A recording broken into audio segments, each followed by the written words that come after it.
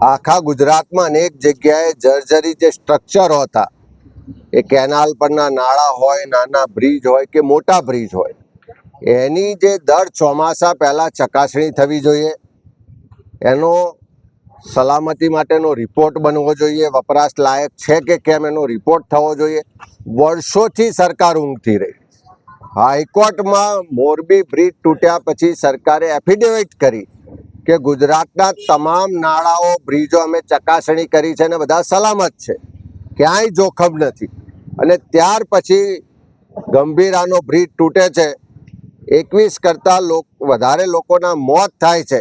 આ સરકારની ગુનાહિત બેદરકારીને કારણે આ લોકોના મોત થયા. એટલે એક જોતા જોઈએ તો સરકાર આ મોત માટે સીધી જવાબદાર છે.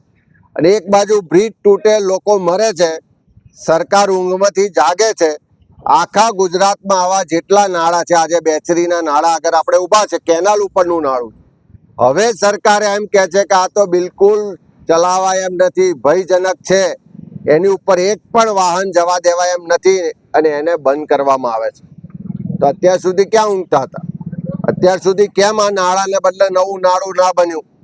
આજે આખા વિસ્તારના લોકોને અહીંયાથી અવર જવર કરવામાં, બાળકોને સ્કૂલે જવામાં, ધંધા વેપારમાં, ખેડૂતોને ખૂબ મોટી તકલીફ